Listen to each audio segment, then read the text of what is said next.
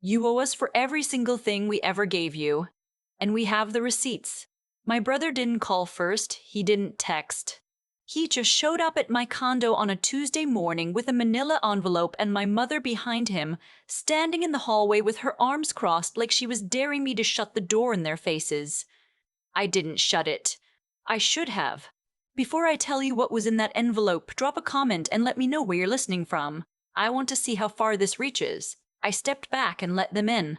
My brother. I'll call him Nat because that's the only thing he's ever been to me. A title, not a relationship. Dropped the envelope on my kitchen island without taking off his boots.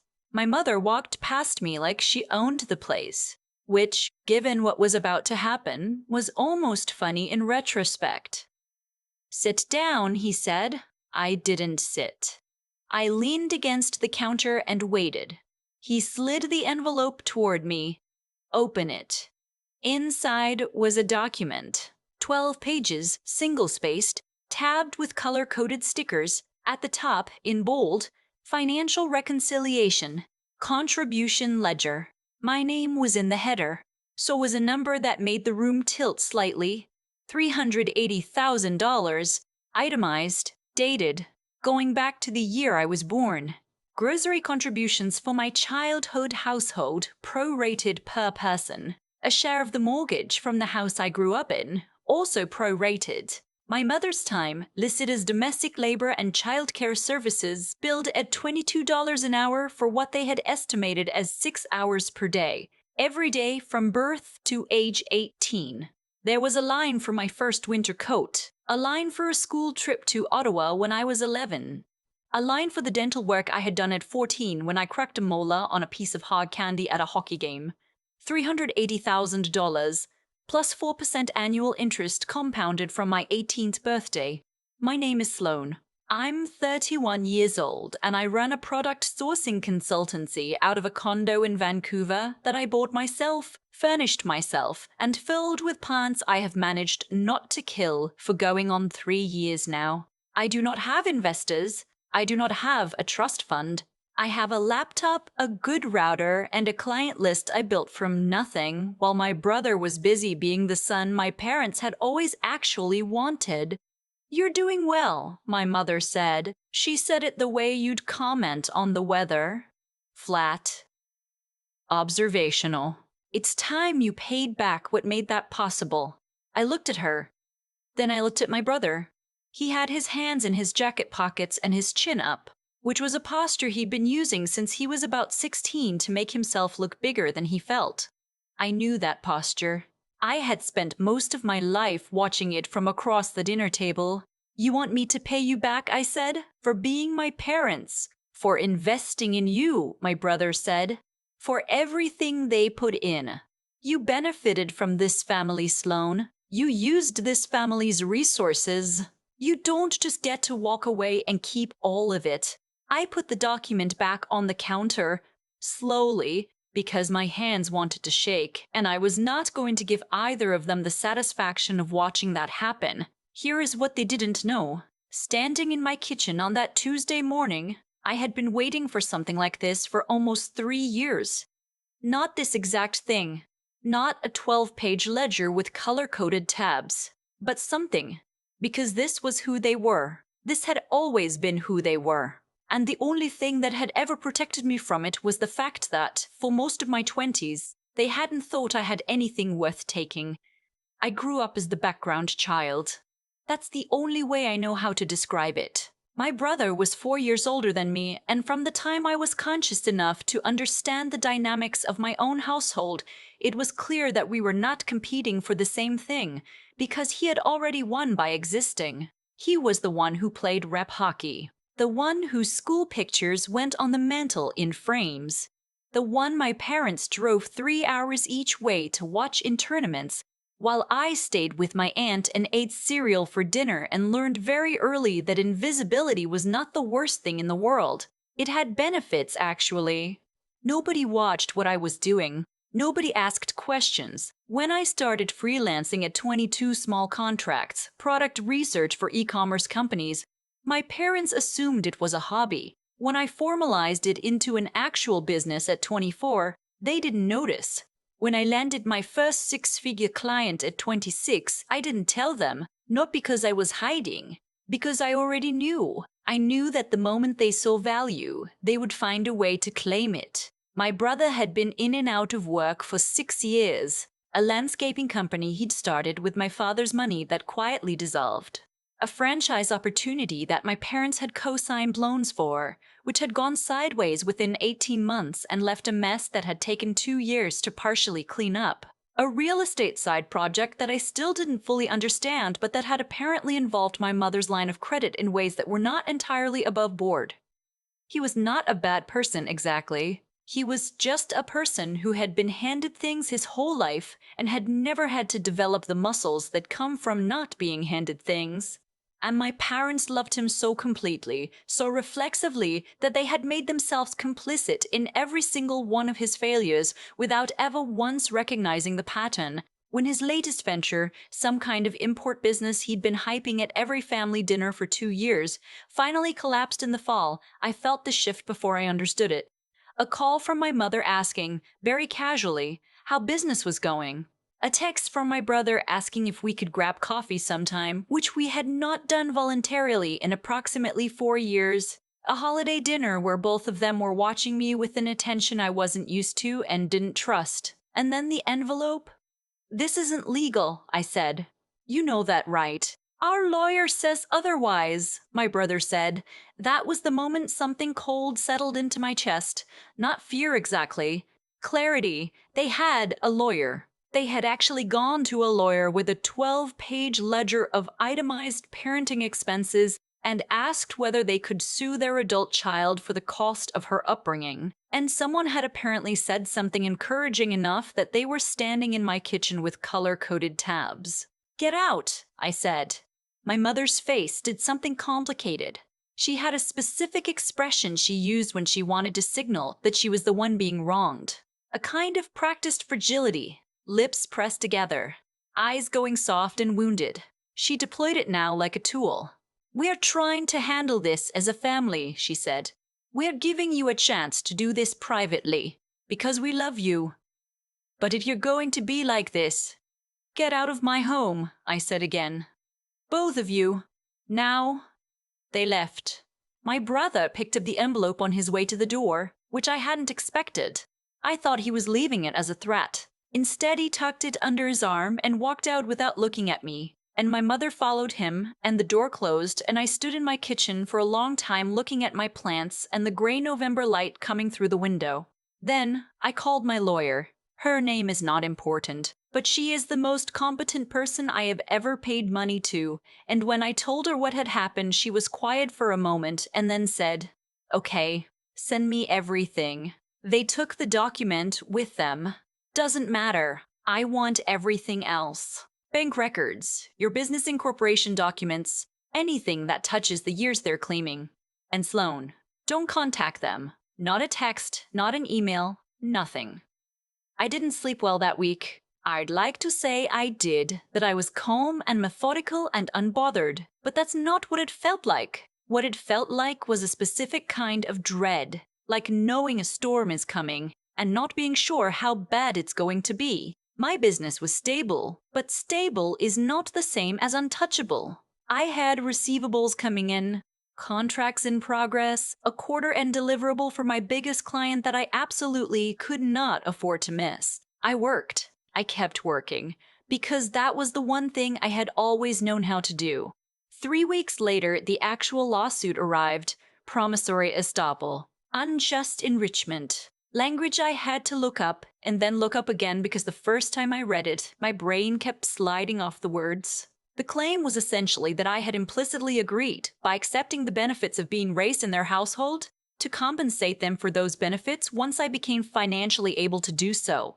The $380,000 figure from the ledger, plus interest, plus legal costs. There was also a secondary claim attached separately from my brother specifically. He was alleging that I had used contacts and knowledge gained through family connections to build my business and that he was entitled to a percentage of my earnings as a result. He was claiming 15% of my revenue for the past 5 years. I read that part twice. Then I called my lawyer and read it to her over the phone. She was quiet again. Then she said, "He's going to regret filing that." Why? Because to make that claim, he has to prove the connection existed. And to prove the connection existed, he has to produce records of it. Which means he's going to have to open up his own financial history to scrutiny. She paused. How messy is his financial history? I thought about the landscaping company, the franchise, the real estate project, and my mother's line of credit. Very, I said. Good, she said. Let's let him open that door. The hearing was in February. Vancouver in February is gray in a specific way, not dramatic, just relentless, like the sky has simply decided to stop trying. I wore a blazer I'd bought for a client pitch 3 years ago and sat next to my lawyer at a table that smelled like old wood and industrial cleaning product. My mother and brother sat across the room. My mother had her hands folded in her lap and was looking at the middle distance. My brother had a new lawyer, someone I didn't recognize, someone younger than I expected, who shuffled papers with the focused energy of a person who has been told this is an excellent case and has not yet discovered otherwise. For the first part of the hearing, I'm not going to lie to you, it felt like they were going to win. Their lawyer was good. He talked about sacrifice, about the documented, meticulous evidence of financial contribution. Every receipt, every pro-rated calculation. He talked about the reasonable expectation of families supporting one another, about the ways communities and cultures across Canada understood obligation differently, and about how the law had to account for that complexity. The judge, a woman in her late 50s who had been listening with her chin in her hand, glanced at me with an expression I couldn't read. Then my lawyer stood up. She didn't raise her voice. She never raises her voice. She simply said, "We'd like to discuss what the plaintiff's records actually reveal." She had subpoenaed my brother's business records as part of the discovery process, all of them, the landscaping company, the franchise, and the import business, the one that had collapsed in the fall, the one that had, apparently, been the direct reason this lawsuit existed. What the records showed was this. My brother's import business had been partially funded through my mother's home equity line of credit, which she had not disclosed to my father's estate. My father had passed away 4 years earlier, and which had, under the terms of their separation agreement, required disclosure of all new debt obligations. There was also a matter of GST remittances that had not been filed for 3 consecutive quarters. And, most relevantly, the family connections and knowledge that my brother claimed I had used to build my business, he had tried to use them first. There were emails in which he had contacted the same suppliers, the same networks, the same industry contacts, and had been turned down repeatedly because his reputation in those circles was, to use the word that appeared in one of the responses, unreliable. I had not used family connections to build my business. I had built my business in spite of having connections that were actively working against my credibility. My lawyer put the emails on the screen. She walked through the GST issue quietly and precisely. She explained what the undisclosed home equity line of credit meant in the context of the estate. Then she turned to the judge. "The plaintiff has claimed that this family made a financial investment in my client," she said. "What the evidence actually shows is that this family made a series of financial decisions for the benefit of one child. Decisions that were sometimes undisclosed, sometimes irregular, and sometimes made at the direct expense of my client's legal inheritance from her father's estate. If we are reconciling debts, Your Honor, the ledger looks quite different than the one they submitted." The room was very quiet. The judge looked at my brother's lawyer. His lawyer looked at his papers. My brother was staring at the table. My mother had both hands pressed flat against her thighs, and for the first time in my life, I watched her face do something I had never seen it do before. She looked frightened. Not the performative fragility she had deployed in my kitchen. Something real. Something that understood what was happening. Case dismissed. The judge said it without drama, the way people say things they've said many times before. She noted that the claims were without legal merit, that the attempt to establish promissory estoppel in a standard parent-child relationship was not supported by Canadian law. and that the secondary claim regarding business connections had been thoroughly undermined by the plaintiff's own documentary record. She referred the undisclosed debt matter and the GST irregularities to the relevant authorities for review. She also said, and I remember this exactly, raising a child is not a financial transaction. It is a legal obligation. The costs associated with fulfilling a legal obligation do not become a debt owed by the person on whose behalf the obligation existed. I didn't cry. I didn't feel like winning exactly. I felt like I'd been holding my breath for 3 months and had finally been allowed to exhale. But I wasn't done. There's a piece of this I haven't told you yet, because it matters, and because it happened after the hearing in the parking structure underneath the courthouse. My brother found me at my car. He didn't look like someone who had just had his business records exposed in a formal legal proceeding. He looked smaller, I think, is the right word. Smaller than I had ever seen him. He had his hand in his pockets and he was standing about 10 feet away, and he said my name. I stopped. I didn't want it to go this far, he said. I looked at him for a moment. I tried to figure out if I believed that. I don't think I did exactly, but I also think it might have been true that some part of him hadn't understood where it was going to end. He was used to things being sorted out. He was used to problems being absorbed by the people around him. He had never in his life had to watch the consequences of his choices land on him directly. I know, I said, Mom's really upset. I know she's going to have to deal with the equity thing, the estate. I know that too. He looked at the ground. Was it worth it? Doing all of this quietly? All those years? I thought about that. About the cereal dinners at my aunt's apartment while they were 3 hours away watching him play hockey. About the business I had built in the dark, client by client, quarter by quarter, specifically because I knew that visibility meant extraction. About the 3 months I had just spent with my heart in my throat, waiting to find out if the people who were supposed to have loved me unconditionally were actually going to be able to take what I had built. Yes, I said. It was worth it. He nodded slowly. He didn't say anything else. He walked back toward the elevator, and I got in my car and I sat there for a few minutes looking at the concrete wall in front of me. Then I drove home.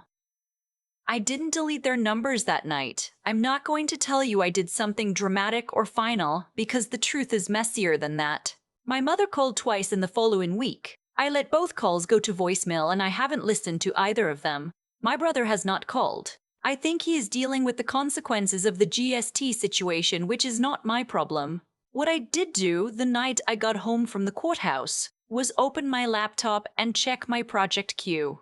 I had 3 client proposals due by the end of the month. A referral from a new contact in Calgary who had found me through an industry newsletter I'd been writing for 2 years.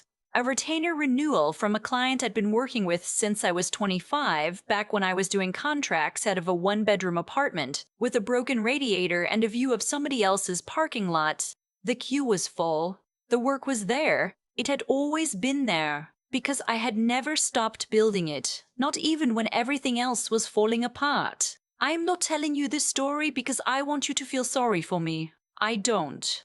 I built something, and someone tried to take it, and the thing I built turned out to be stronger than the attempt. That's the whole story. But if you have ever been the quiet one, the one who didn't glitter, the one who was overlooked because the people around you were louder or shinier or more immediately impressive, I want you to know that the quiet is not a disadvantage. It is a place where you can work without being watched. It is a place where the work compounds year after year without anyone interfering. They will notice eventually. They always do. Be ready for that day. And in the meantime, keep building.